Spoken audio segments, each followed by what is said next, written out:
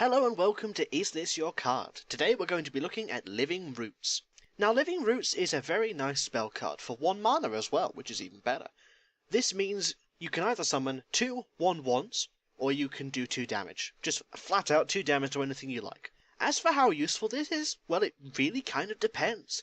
Honestly, in a lot of scenarios, summoning 2 1/1s is quite nice, especially on turn 1, simply because unless that mage has an arcane explosion, you're probably pretty safe to go.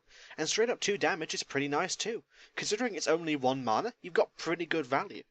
Also, along with things like Moonfire, in terms of druid spells, it stacks really well with spell power. Have a full board of spell power, which is like +7, and this card does 9 damage for 1 mana, which is a hell of a lot of value. Some people prefer the harder hitting cards, like Fireball or things like that when you're building spell power, but I honestly think the key to success in a spell power deck is not in the really big high damage cards, it's in the little damaging cards. Because if you can throw out 2 Moonfires with Malygos on the board, you've done 12 damage right there, for no mana at all.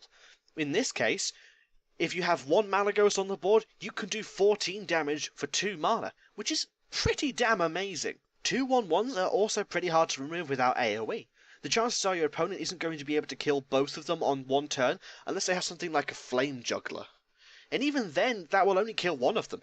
Probably they're not going to be able to remove both of them on their first turn, though they are only 1/1, so they're not going to be exactly that amazing.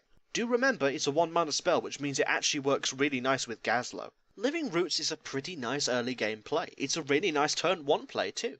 The chances are if you go second you can kill anything your opponent drops with relative ease, and even if you can't, you can still summon board. It's a nice card for acceleration, and it's a nice card for spell damage. Truly, it's just a pretty nice card.